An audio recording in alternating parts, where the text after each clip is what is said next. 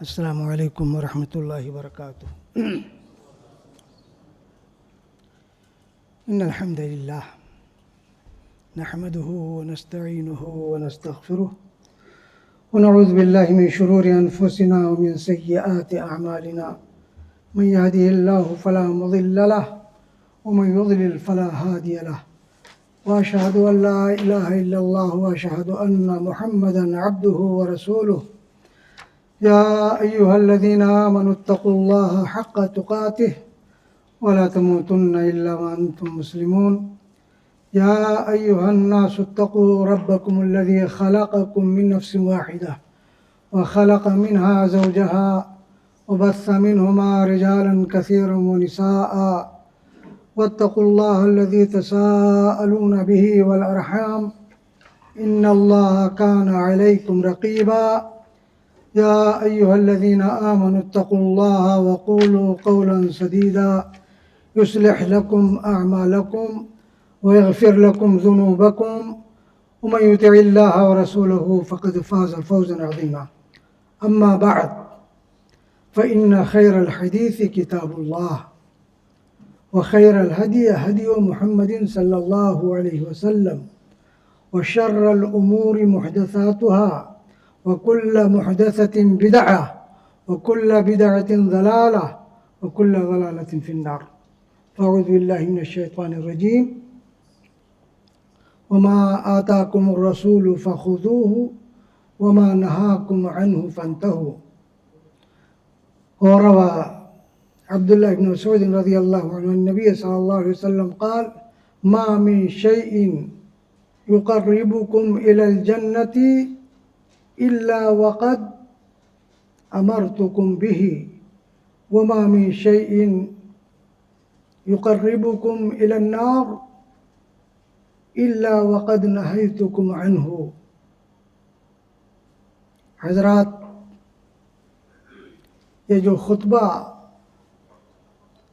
آپ کے سامنے پڑھا گیا ہے اس کو خطبۃ الحاجہ کہتے ہیں، یعنی ضرورت کا خطبہ۔ صحیح احادیث سے ثابت ہے کہ نبی کریم صلی اللہ علیہ وسلم جب کوئی بھی بیان فرمایا کرتے تھے، چاہے وہ جمعہ کا خطبہ ہو یا کوئی عام واعظ و نصیحت ہو یا اپنے فوج کو نصیحت کرنی ہو یا نکاح کا خطبہ دینا ہو، تو اسی مختصر خطبے اور 3 آیتوں کو پڑھا کرتے تھے،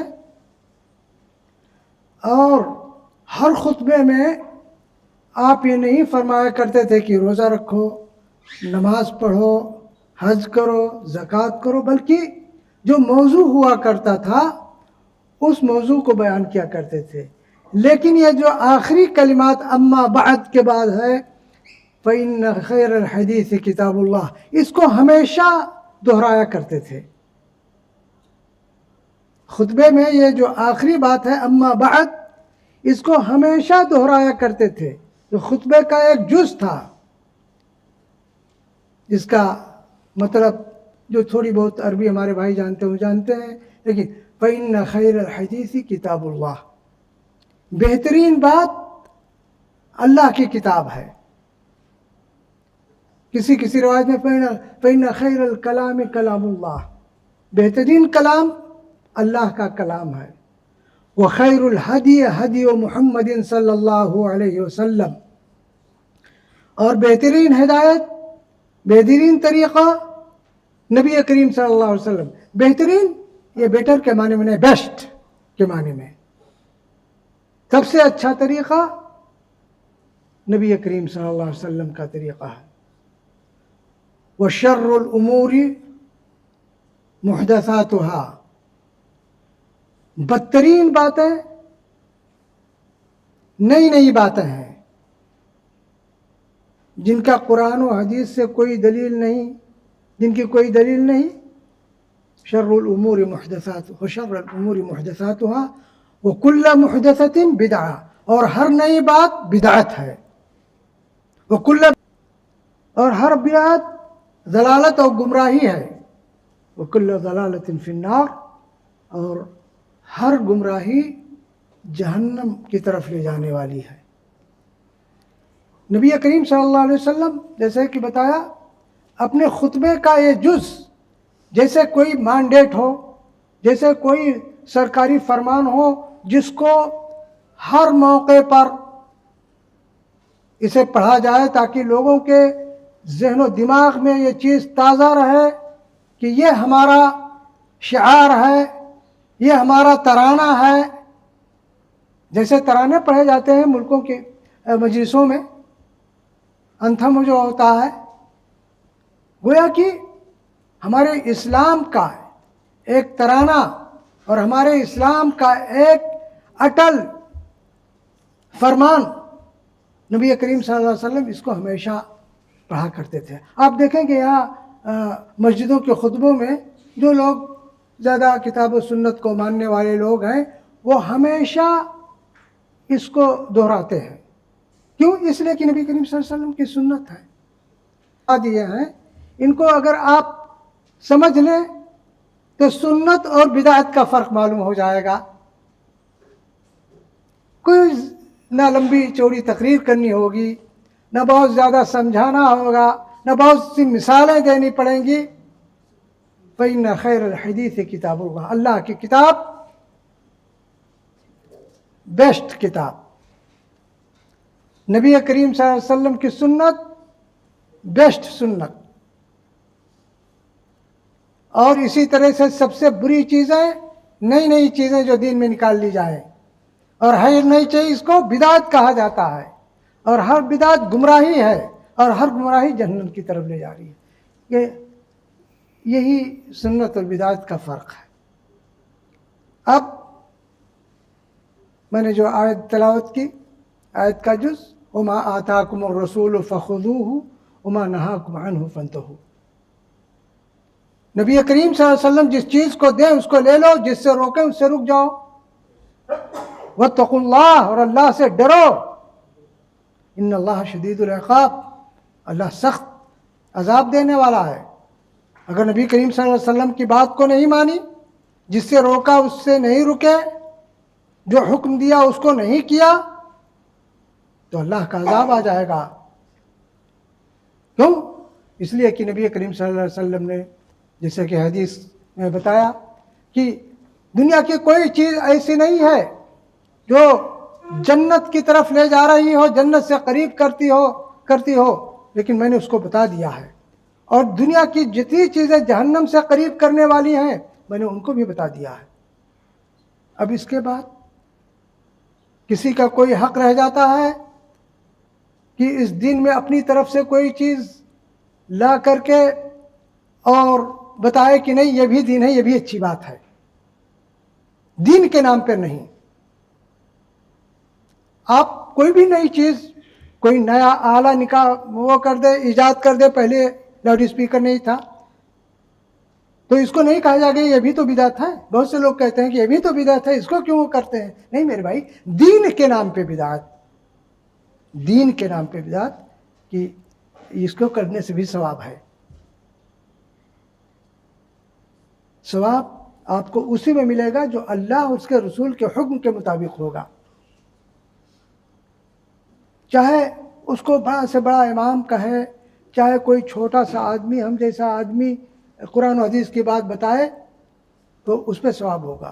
لیکن کوئی بہت بڑا عالم ہو، بہت بڑا مفتی ہو، بہت بڑا امام ہو، لیکن وہ بات ایسی بتلا رہا ہے جس کی کوئی دلیل نہ قرآن مجید میں ہے، نبی کریم صلی اللہ علیہ وسلم کی حدیث اور سنت میں ہے، تو اس کی کوئی اہمیت نہیں ہوگی۔ یہاں تک کہ خلفائے راشدین ابو بکر، عمر، عثمان، علی رضی اللہ عنہ کو جو مقام ملا ہے، وہ اسی وجہ سے ملا ہے کہ وہ نبی کریم صلی اللہ علیہ وسلم کی ہر بات پہ فدا رہتے تھے۔ کبھی کوئی نہیں کہہ سکتا کہ ان لوگوں نے نبی کریم صلی اللہ علیہ وسلم کی کوئی بات کاٹ دی اور اپنی بات چلا دی، نہیں، ان کو بھی کوئی اختیار نہیں تھا۔ ان کو یہ سند ہی اسی لیے ملی رضی اللہ عنہم ورضوا عنہ کہ اللہ ان سے راضی ہو گیا، اور وہ اللہ سے راضی ہو گئے، وہ اللہ ان سے راضی ہو گیا، نبی کریم صلی اللہ علیہ وسلم کی وجہ سے ملی ہے۔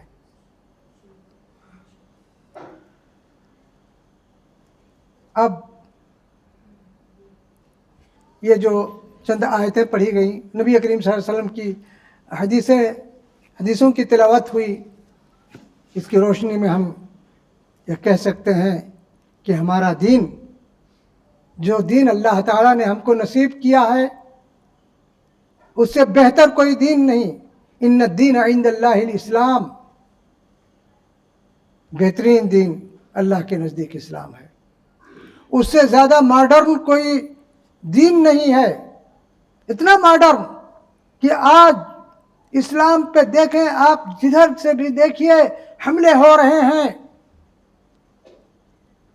بدنام کرنے کی کوششیں ہو رہی ہیں، اور ان حالات میں بھی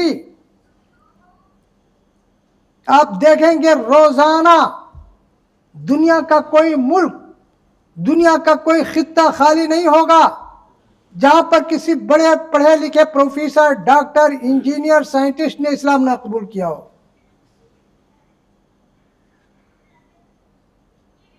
چاہے وہ مرد ہو یا عورت ہو، اور سب بہترین پڑھے لکھے لوگ۔ تو یہ اسلام کی ماڈرنٹی کی دلیل ہے۔ یہ اس سے زیادہ کوئی اپ ٹو ڈیٹ مذہب نہیں۔ کتنا اپ ٹو ڈیٹ ہے؟ 1400 سال پہلے جو قانون کتاب، اللہ کی کتاب اور نبی کریم صلی اللہ علیہ وسلم کی حدیث کی صورت میں جو آئی، وہ آج تک موجود ہے۔ ایسا اپ ٹو ڈیٹ کہ اس کا کوئی کسی حکم پہ کوئی ایکسپائری ڈیٹ نہیں ہے۔ روزہ و نماز جیسے تھے ویسے ہیں اور رہیں گے۔ اتنا آسان مذہب، کہیں گرمی ہے، کہیں سردی ہے، کہیں دھوپ نکل رہی ہے، کہیں دھوپ ہی نہیں نکل رہی ہے، کہیں سورج نہیں نکل رہا ہے، کوئی پہاڑوں میں رہ رہا ہے، کوئی جنگلوں میں رہ رہا ہے، لیکن اگر وہ مسلمان ہے تو اس کے لیے نماز پڑھنا آسان ہے، اس کے لیے روزہ رکھنا آسان ہے، کسی میں کوئی فرق نہیں، اتنا زیادہ آسان ہے۔ اب ان آسانیوں کے بعد اگر کوئی آئے اور اپنی طرف سے کچھ ایسی چیزیں نکالنے کی کوشش کرے کہ بھائی یہ بھی اچھا ہے، نہیں بھی، تو آپ نے کہا کہ اگرچہ قرآن و حدیث میں نہیں ہے لیکن اس کے کرنے میں حرج کیا ہے؟ آپ نے ایک بات نکال دی، چلو ٹھیک ہے بھائی، مان لیا، آپ کے ماحول نے، آپ کی سوسائٹی مان لیا۔ ہم نے کوئی دوسری بات نکال دی، بھائی نے کوئی دوسری اور آپ نے تیسری، تو یہ دین نہیں رہ جائے گا، چوں چوں کا مربع ہو جائے گا۔ اس لیے اللہ تعالیٰ نے فرمایا، یا ایھا الذین آمنوا اطیعوا اللہ واطیعوا الرسول اولی الامر منکم، اللہ اور رسول اور جو لوگ عالم یا اللہ کے دین کے جاننے والے ہیں ان کی پیروی کرو، اور اگر کہیں کسی چیز میں اختلاف ہو جائے تو کیا ہے؟ فَإِن تَنَازَعْتُمْ فِي شَيْءٍ فَرُدُّوهُ إِلَى اللَّهِ وَالرَّسُولِ، اور اگر کسی چیز میں اختلاف ہو جائے تو اللہ اس کے رسول کی طرف لوٹاؤ، اللہ اور رسول کو جج بناؤ۔ اللہ کو جج بنانے کا مطلب کیا ہے؟ اللہ کی کتاب میں دیکھو، نبی کریم صلی اللہ علیہ وسلم کو فیصل اور جج بنانے کا مطلب کیا ہے؟ حدیث میں دیکھو، اور وہیں سے معاملہ صاف ہو جائے گا۔ ذالک خیر و احسن تاویلا، اور یہی تمہارے لیے بہتر ہے، اور یہی تمہارا انجام، بہتر انجام اسی میں ہے کہ اللہ اور اس کے رسول کی باتوں کو مانو۔ آپ دیکھیں گے کہ یہاں بدعت اور سنت، آپ جانتے ہیں کہ ایک چیز ہے سچائی اور ایک ہے جھوٹ، اسی طرح سے ایک چیز ہے ثواب اور ایک چیز ہے گناہ۔ تو جس طرح سے ثواب کا تعلق گناہ سے ہے، ویسے سنت کا تعلق بدعت سے ہے۔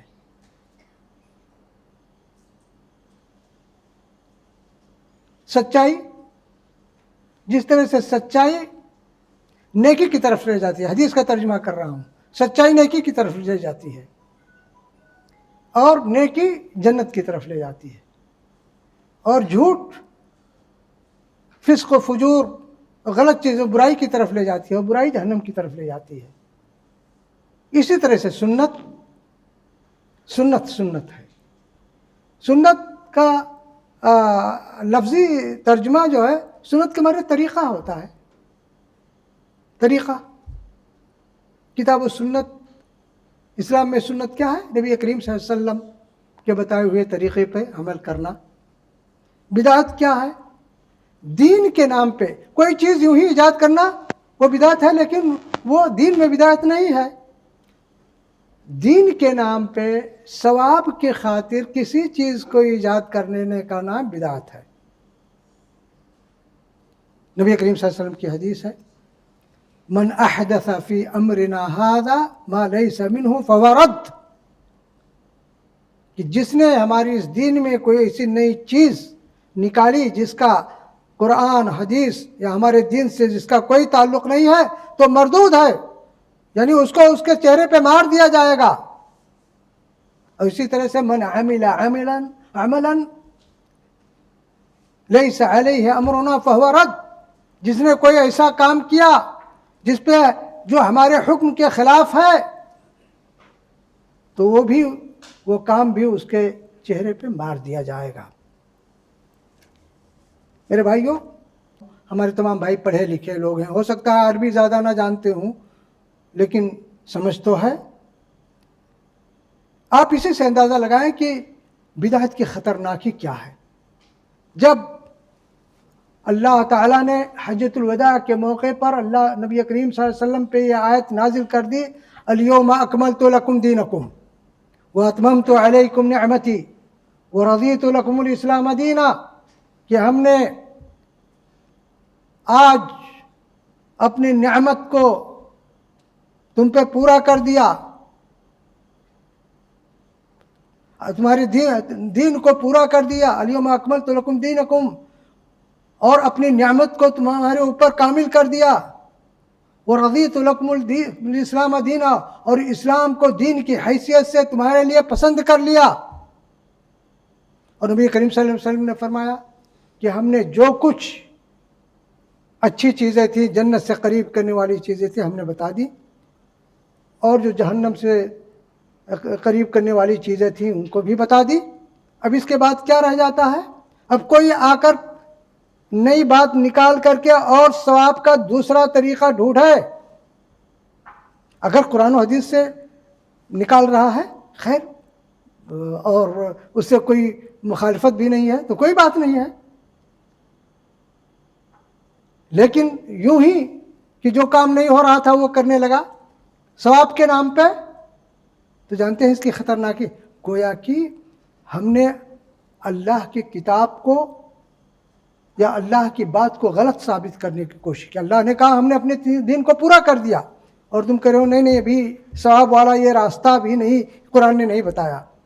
یا نعوذ باللہ، گویا کہ یہ کہہ رہا ہے کہ نبی کریم صلی اللہ علیہ وسلم نے ثواب کی یہ چیزیں ہم کو نہیں بتائیں، ہم یہ بتلا رہے ہیں. اب اس کی خطرناکی کو دیکھیے، کتنا ڈینجر ہے، کتنا ڈینجرس معاملہ ہے یہ. ایسے نہیں کہ بس نکال دیا چلو کوئی بات نہیں، نہیں نہیں نہیں، گویا کہ اللہ کی کتاب پہ حملہ کر رہا ہے. نبی کریم صلی اللہ علیہ وسلم، نبی صلی اللہ علیہ وسلم کے اعتماد اور ثقہ اور آپ کی نبوت پہ حملہ کر رہا ہے کہ گویا کہ انہوں نے نہیں بتایا اور ہم یہ چیزیں نکال رہے ہیں. یہ اس کی خطرناکی ہے. اور جب بھی کوئی بدعت پیدا ہوتی ہے تو کوئی سنت مٹ جاتی ہے، اور جب بھی کوئی سنت کسی ماحول میں پیدا ہو جاتی ہے اس پہ لوگ عمل کر لے رہتے ہیں تو کوئی بدعت مٹ جاتی ہے. اور اس کی خطرناکی یہ ہے کہ جب بھی بدعت پیدا ہوگی تو شریعت کا جو اصل مسئلہ ہے وہ دھیما پڑ جائے گا. اور دوسری، آج آپ دیکھ لیں جن ماحول میں محرم منایا جاتا ہے، اور یا ابھی عید میلاد النبی کے نام پہ جو باتیں ہو رہی تھیں، یہ سب یعنی اتنے شان و شوکت سے اس کو منایا جاتا ہے کہ عیدین جو ہمارے لیے جو اصل جو عید ہیں ان میں وہ چہک بہک اور وہ نہیں ہوتی ہے. اب کوئی یہ کہے کہ بھائی حرج ہی کیا ہے، یہی سے تو تمام چیزیں پریشانیاں پیدا ہوتی ہیں کہ آپ نے شوشہ نکال دیا، آپ کے نزدیک یہ کرنے میں کوئی حرج نہیں ہے تو کسی دوسرے بھائی کے نزدیک کوئی دوسری چیز کرنے میں حرج نہیں ہونی چاہیے.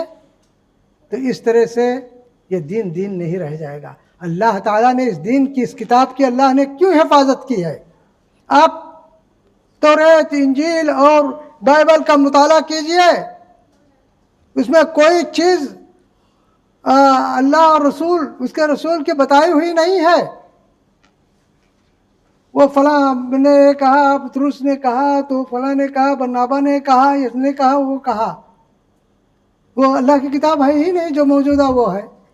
اللہ کی کتاب تو جسے قرآن ہے حضرت عیسیٰ پہ نازل ہونی چاہیے. حضرت عیسیٰ بتاتے اس میں کہ اللہ نے ہم کو یہ کہا یہ کرو، وہ تو وہ بیان کر رہا ہے.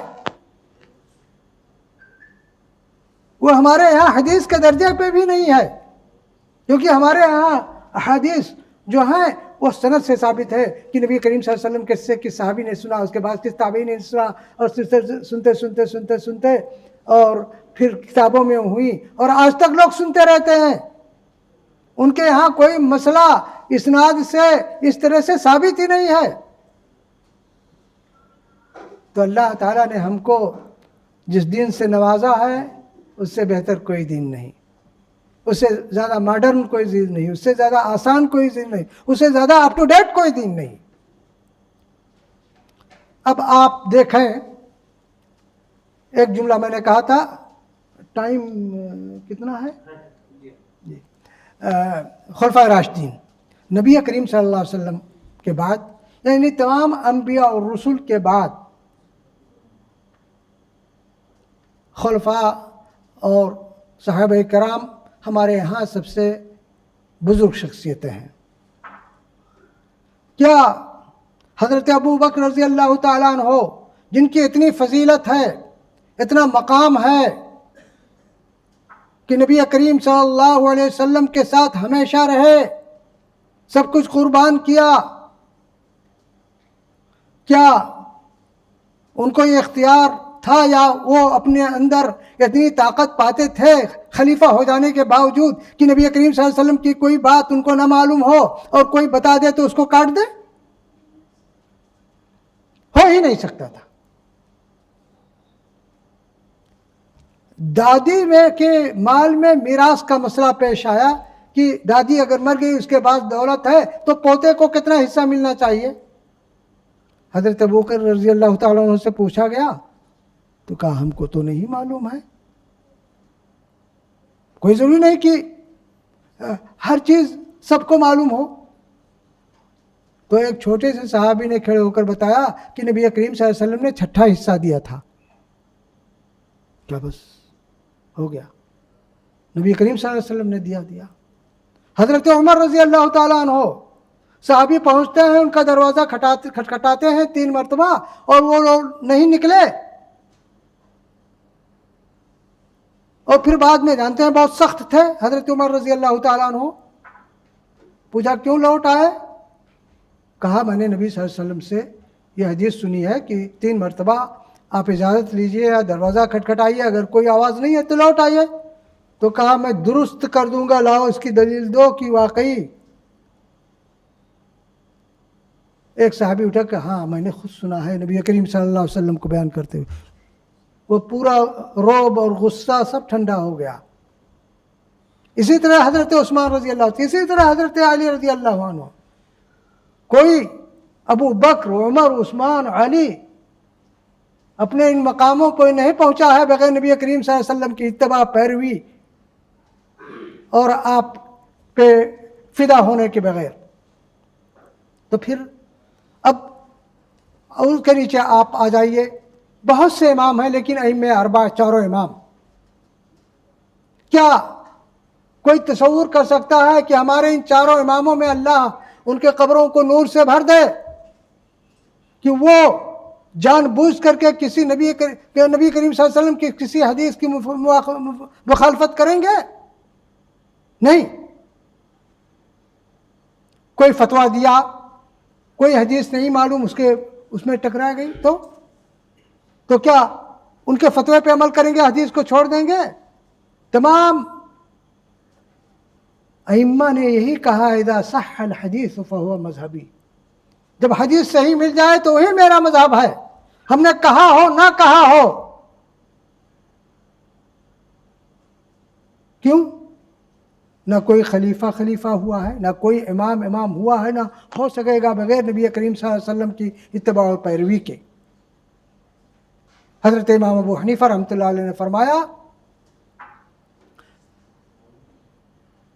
لا تعملوا بما قلنا الا تعلموا من اين قلنا، جب تک میری بات پہ عمل نہ کرو جب تک یہ نہ جان لو کہ میں نے کہاں سے کہا ہے.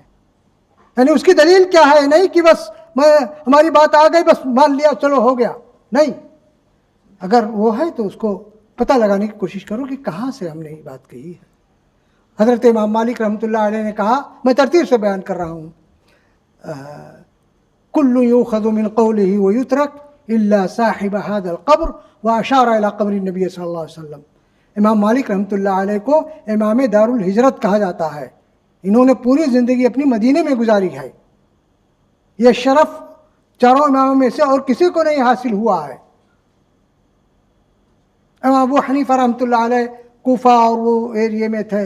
امام شافعی رحمۃ اللہ علیہ کچھ یمن میں رہے، کچھ مکہ مدینہ میں رہے، کچھ عراق میں رہے، کچھ مصر میں رہے. امام شافعی رحمۃ اللہ علیہ، امام احمد بن حنبل رحمۃ اللہ علیہ بغداد میں رہے. امام مالک رحمۃ اللہ علیہ کی پوری زندگی مدینے میں گزری ہے. کہہ رہے ہیں کہ ہر شخص اس کی بات مانی بھی جا سکتی ہے اور چھوڑی بھی جا سکتی ہے، صرف صاحب حاضر القبر. نبی کریم صلی اللہ علیہ وسلم کی قبر مبارک کی طرف اشارہ کر کے فرمایا کہ صرف آپ کی بات سب کی سب مانی جائے گی، کوئی بات چھوڑی نہیں جائے گی، اور دوسرے کی بات اگر ماننے کے لائق مانی جائے گی، چھوڑنے کے لائق چھوڑ دی جائے گی. اسی طرح سے امام شافعی رحمۃ اللہ علیہ نے فرمایا، کلما قلت قولا يخالف قول النبی صلی اللہ علیہ وسلم فانا راجع عنه فی حیاتی و بعد مماتی، کہ اگر میں نے کوئی ایسی بات کہہ دی، کوئی ایسا فتویٰ میں نے دے دیا جو نبی کریم صلی اللہ علیہ وسلم کے کسی حدیث کے مخالف پڑ جائے، تو میں اس سے اپنی زندگی میں بھی رجوع کرتا ہوں، لوٹتا ہوں. اور اگر مجھے اپنی زندگی میں نہیں معلوم ہو سکا تو میں اپنے موت کے بعد بھی لوٹتا ہوں. اسی لیے امام نووی رحمۃ اللہ علیہ شافعی مسلک کے ہیں.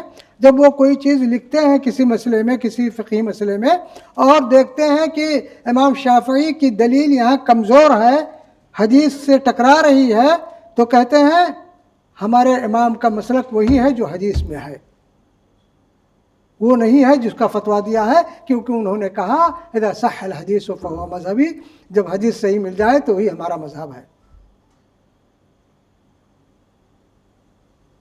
امام احمد بن حنبل نے بھی کہا اپنے شاگردوں سے کہ نہ میری تقلید کرو، نہ مالک اور اوزاعی کی تقلید کرو، بلکہ وہیں سے لینے کی کوشش کرو جہاں سے ان لوگوں نے لیا ہے. کہاں سے لیا ہے؟ کتاب و سنت سے لیا ہے. تو خطرہ یہ نہیں ہے کہ انسان کوئی فتویٰ دے اور غلطی ہو جائے، بلکہ خطرہ یہ ہے کہ ماننے والے اپنے مفتی کی بات، اپنے مولوی صاحب کی بات، اپنے میاں صاحب کی بات، اپنے امام صاحب کی بات کو لا کر نبی کریم صلی اللہ علیہ وسلم کے مقابلے میں کھڑا کر دیں. یہ کہہ دیں کہ بھائی کیا وہ جو امام صاحب نے یا حافظ صاحب نے جو فتویٰ دیا تو کیا وہ حدیث نہیں جانتے تھے؟ تو یہ کہتے تھے کہ بھائی حضرت ابو بکر کو بھی بہت سی حدیثیں نہیں معلوم تھی، عمر کو بھی نہیں معلوم تھی، عثمان کو بھی نہیں معلوم تھی، علی کو بھی نہیں معلوم تھی، بہت سی حدیثیں امام ابو حنیفہ رحمۃ اللہ علیہ کو نہیں معلوم تھی، مالک کو نہیں معلوم تھی، شافعی کو نہیں، ابن حنبل کو نہیں معلوم تھی. تو ہر آدمی یہی کہے گا، کہہ سکتا ہے. تو یہ کوئی دلیل نہیں ہے. دلیل یہ ہے کہ سامنے دیکھیے آپ، اللہ کی کتاب موجود ہے، اور پہلے کتابیں بھی نہیں جمع کی گئی تھی، سب لوگوں کو یاد تھی حدیثیں، لیکن آج تو کتابیں بھی موجود ہیں. آج آپ دیکھ رہے ہیں کہ جو بھی ہمارا بھائی پڑھا لکھا آدمی ہے، وہ یہ جو اس سے سوشل میڈیا پہ دیکھ کر کے کتنی چیزیں وہ جان لیتا ہے، اور صحیح جان لیتا ہے دیکھ کر کے کہ بھائی یہ بخاری کی روایت ہے اور یہ صحیح ہے، وہ صحیح ہے، جو بڑے بڑے علماء نہیں جان پاتے تھے پہلے. تو میرے بھائیوں، کہنے کا مقصد یہ ہے کہ یہ ہمارا دین بہت کلیئر دین ہے، ماڈرن ہے، آسان ہے، اپ ٹو ڈیٹ ہے، بہتر ہے. اس میں کوئی گنجائش نہیں ہے اگر ہم نے یوں ہی چھوڑ دیا لوگوں کو کہ جیسا چاہے کریں.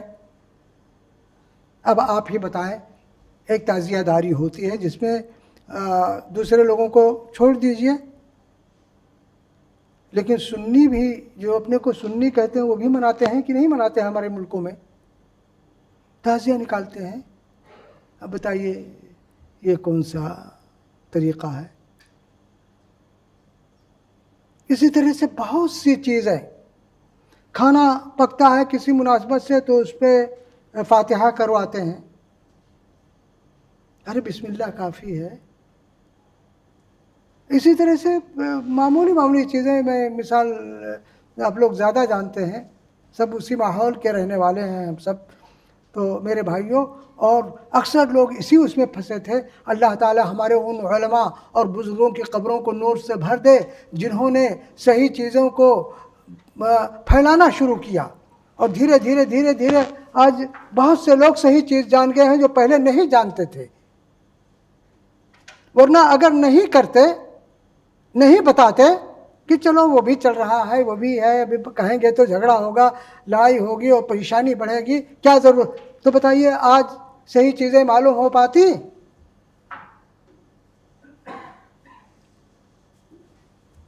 جامع مسجد دہلی میں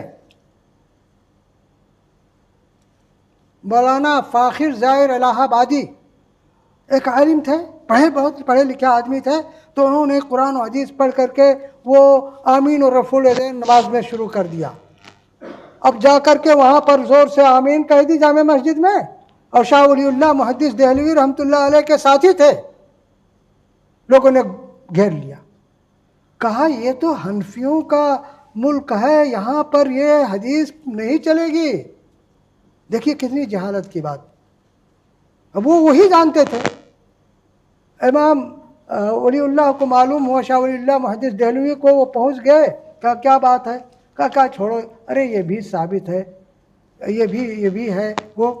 تو انہوں نے تو سب کچھ لکھ دیا لیکن عمل کرنے کی ہمت نہیں ہوئی. اتنا بڑا عالم شاہ ولی اللہ نے سب کچھ اپنی کتابوں میں لکھ دیا، لیکن ان کو عمل کرنے کی ہمت نہیں ہوئی. اتنا بڑا ماحول اتنا خراب تھا کہ اپنے دوست کو بچانے کے لیے بچا لیا ان کو کہ ارے بھائی اس کو چھوڑ دو، یہ بھی ثابت ہے.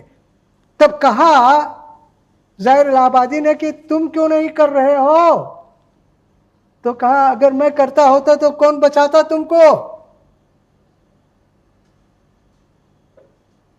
تو یہ حالت تھی، لیکن لوگوں نے کرنا شروع کیا تو آج وہ روشنی پھیلی. آج کوئی چیز اجنبی نہیں رہ گئی،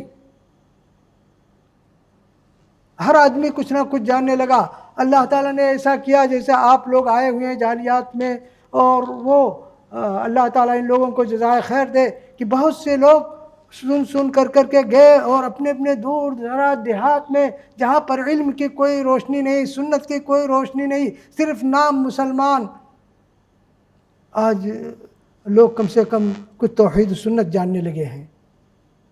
ان لوگوں کے لیے بھی ہمیں دعا کرنی چاہیے. اللہ تعالیٰ ان کی خدمات کو قبول کرے، اور اللہ تعالیٰ ہم سب کو اپنے دین پہ عمل کرنے کی توفیق دے. اور ہماری یہ سربلندی اس دنیا میں اور آخرت میں اسی لیے ہے کیونکہ یہ دنیا آنے جانے والی ہے. 50 60 70 سال نبی کریم صلی اللہ علیہ وسلم جن سے بہتر شخصیت کوئی دنیا میں نہیں آئی، ان کی کل عمر 63 سال کی تھی. اپنی عمر گزار کر کے اللہ تعالیٰ کے راستے پہ ہمیں ڈال کر کے تشریف لے گئے.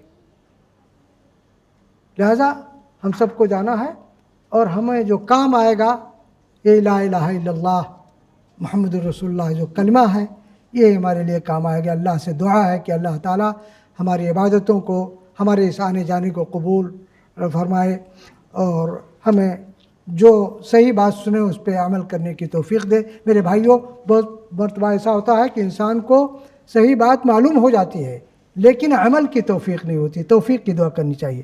ابو لہب ابو جہل کو یقینی طور پہ معلوم تھا کہ یہ نبی جو ہمارا بھتیجا ہے یہ نبی ہے، لیکن اس کو عمل کی توفیق نہیں ہوئی. اس لیے توفیق کی دعا مانگنی چاہیے کہ اللہ تعالیٰ ہم حق بات سنیں اور اس پہ عمل کی بھی توفیق عطا فرمائے.